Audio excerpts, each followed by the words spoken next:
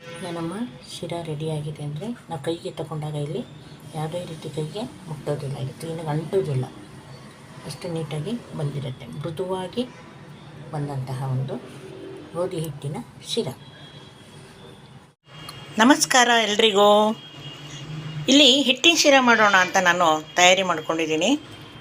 1 ಲೋಟ ಗೋಧಿ ಹಿಟ್ಟು, ಅದರ 2ರಷ್ಟು ನೀರು, ಅರ್ಧ ಲೋಟ ಅಂದರೆ ಕಾಲು ಭಾಗ ಹಿಟ್ಟು ಎಷ್ಟು ತೊಗೊಂಡಿದ್ದೆ ಅದರ ಕಾಲು ಭಾಗ ನಾನು ತುಪ್ಪವನ್ನು ಇಟ್ಕೊಂಡಿದ್ದೀನಿ.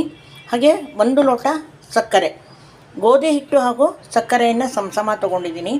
ಒಂದು 3 ಏಲಕ್ಕಿ, ಒಂದು ಸ್ವಲ್ಪ ಗೋಡಂಬಿ ಮತ್ತು ದ್ರಾಕ್ಷಿಯನ್ನು ಇಟ್ಕೊಂಡಿದ್ದೀನಿ.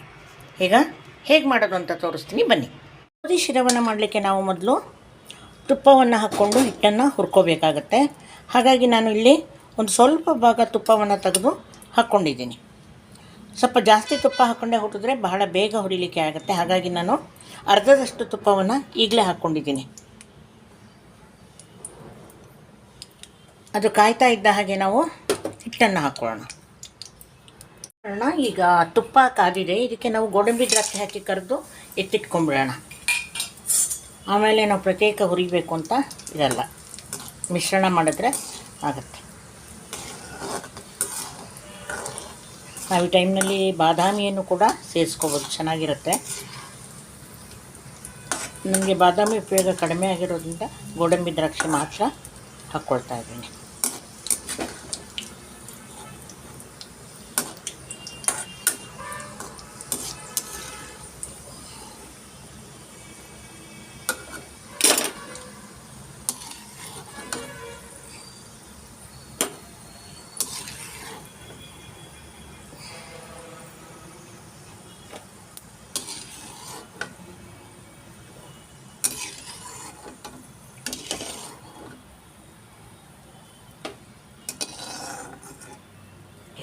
ಈಗ ನಾವು ಹಿಟ್ಟನ್ನು ಹಾಕೋಣ. ಕಾಯ್ತಾ ಇದೆ ಹಿಟ್ಟು ನನ್ನ ಸರ್ದಿ ಯಾವಾಗ ಅಂತ.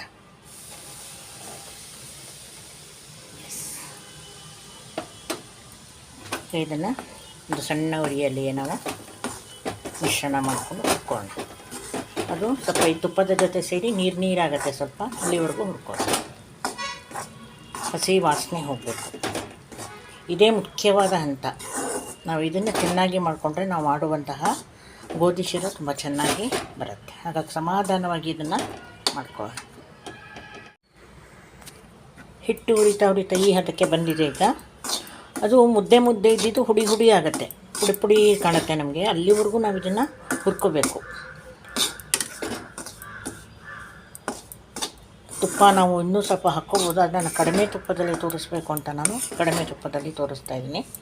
ತುಪ್ಪ ಹಾಕಿದಷ್ಟು ರುಚಿ ಇದು. ಎಲ್ಲ ಸಂದರ್ಭದಲ್ಲೂ ನಾವು ಜಾಸ್ತಿ ತುಪ್ಪವನ್ನು ಬಳಸಲಿಕ್ಕೆ ಆಗೋದಿಲ್ಲ. ಕಡಿಮೆ ತುಪ್ಪದಲ್ಲೇ ಮಾಡುವ ಅಂಥೇಳಿ ನಾನು ಸಣ್ಣ ಉರಿಯಲ್ಲಿ ಕಡಿಮೆ ತುಪ್ಪವನ್ನು ಹಾಕಿ ಮಾಡ್ತಾಯಿದ್ದೀನಿ. ಈ ಕಡೆ ನಾನು ನೀರನ್ನು ಕುದಿಲಿಕ್ಕೆ ಇಟ್ಕೊತೀನಿ. ಅದರ 2ರಷ್ಟು ನೀರು ಕುದ್ದ ಮೇಲೆ ನಾವು ಇದಕ್ಕೆ ಒಲೆಯನ್ನು ಸಣ್ಣ ಮಾಡಿ ಹಾಕ್ಕೊಳ್ಬೇಕಾಗತ್ತೆ. ಈಗ ಇನ್ನೊಂದು ಸ್ವಲ್ಪ ಹುರ್ಕೊಳ್ಳೋಣ. ಇದನ್ನು ಇಟ್ಕೊಂಡ ತುಪ್ಪವನ್ನು ಸ್ವಲ್ಪ ಇಲ್ಲಿ ಸೇರಿಸ್ಕೊಂಡಿದ್ದೀನಿ. ಈಗ ಇನ್ನೂ ಸ್ವಲ್ಪ ತುಪ್ಪ ಇದೆ, ಇದನ್ನು ಆಮೇಲೆ ಮಿಶ್ರಣ ಮಾಡ್ಕೊಳ್ಳೋಣ. ಸ್ವಲ್ಪ ಮುದ್ದೆ ಆಗಲಿ, ಅದು ಏನು ಹುಡಿ ಆಗಿದೆ, ಇದು ಚೆನ್ನಾಗಿ ಬೇಯಲಿ ತುಪ್ಪದಲ್ಲಿ.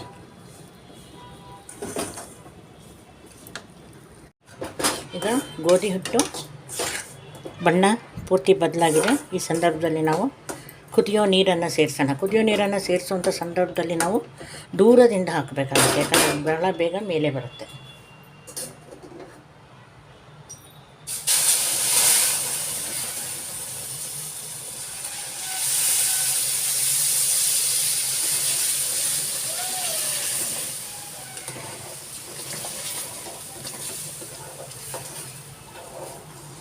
ಚೆನ್ನಾಗಿ ಮಿಶ್ರಣ ಮಾಡಿ ಇದನ್ನು ನಾವು ಮುಚ್ಚಿಬಿಡೋಣ.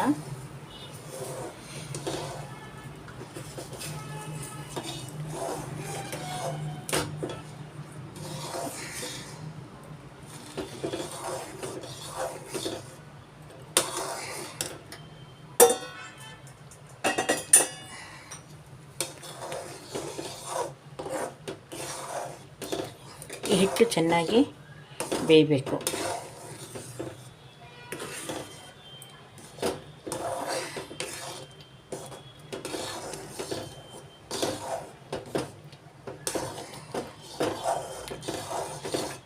ಹಿಟ್ಟಾಗಿರೋದ್ರಿಂದ ಬಹಳ ಬೇಗ ಅದು ಗಂಟು ಕಟ್ಕೊಳ್ಳುವಂತಹ ಸಾಧ್ಯತೆ ಇರುತ್ತೆ. ಹಾಗಾಗಿ ನಾವು ಸಣ್ಣ ಉರಿಯಲ್ಲಿ ಇದನ್ನು ಮಿಶ್ರಣ ಚೆನ್ನಾಗಿ ಮಾಡೋಣ. ಈಗ ಮುಚ್ಚಿ ಬೇಯಿಸೋಣ.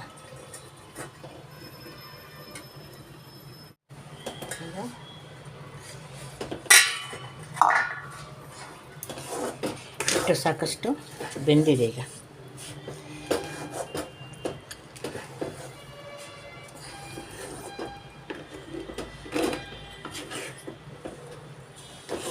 ಇದಕ್ಕೆ ನಾವೀಗ ಸಕ್ಕರೆಯನ್ನು ಹಾಕೋಣ.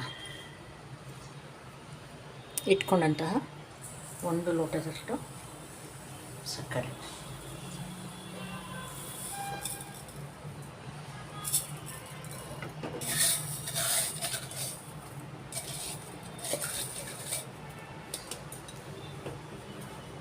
ನಾನು ಹಾಕಿ ಇಲ್ಲಿ ಮುಚ್ಚಿಬಿಡ್ತೀನಿ 1 ನಿಮಿಷ. ಬಿಸಿಗೆ ಅಲ್ಲಿ ಸಕ್ಕರೆ ಕರ್ಕೊಳ್ತಾ ಇರುತ್ತೆ.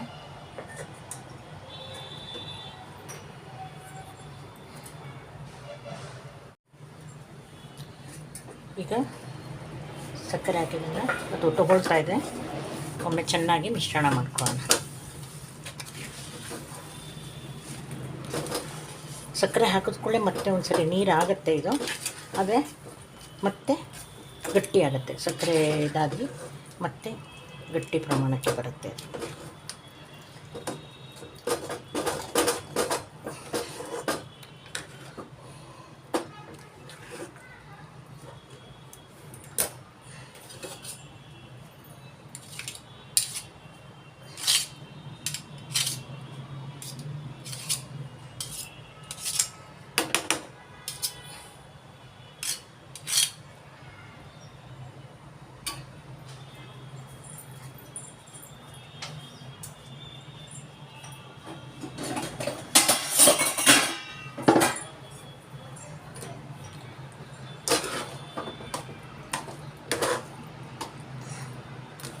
ಇದನ್ನು ಚೆನ್ನಾಗಿ ಮಿಕ್ಸ್ ಮಾಡಿ.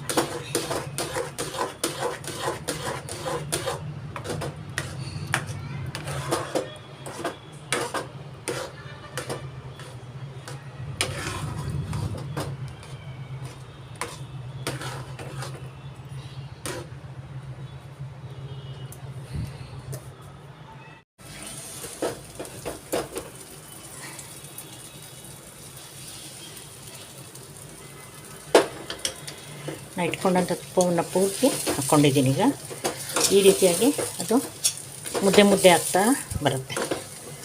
ಸೊ ಈಗ ನಮ್ಮ ಹಿಟ್ಟಿನ ಶಿರ ರೆಡಿ ಆಗ್ತಾಯಿದೆ. ಕೊನೆಯ ಹಂತದಲ್ಲಿದೆ. ಇದು ನೋಡಿ, ನಾವು ಹಿಂಗೆ ಮಾಡಿದ್ರೆ ಇದು ತಿರುಗುತ್ತೆ. ಹೀಗೆ ತುಪ್ಪ ಅದು ಉಗುಳ್ತಾ ಇದೆ ಅಂದರೆ ಈ ರೀತಿ ತಿರುಗತ್ತೆ. ಅಲ್ಲಿಗೆ ನಮ್ಮ ಹದ ಸರಿ ಬಂದಿದೆ ಅಂತ. ಅದು ನಾವು ಹಿಂಗೆ ಸೌಟಾಗಿ ತಿರುಗಿಸ್ತಾ ಇದ್ದರೆ, ಇದನ್ನು ಹಿಂಗೆ ತಿರುಗಿಸಿದ್ರೆ ಕ್ಲೀನಾಗಿ ಅದು ಮುದ್ದೆಯಾಗಿ ತಿರುಗಿಕೊಳ್ಳುತ್ತೆ.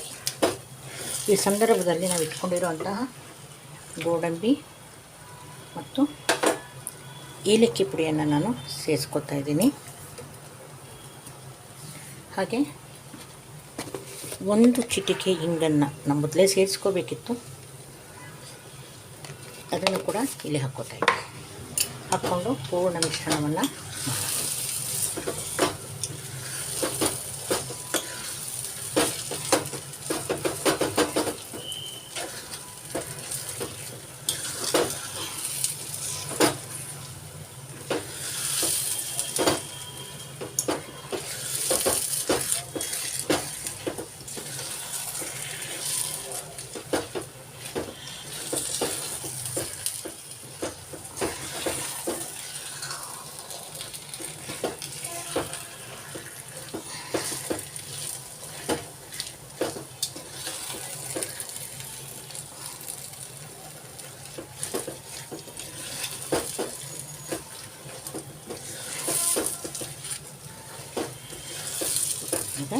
ರೆಡಿಯಾಗಿದೆ.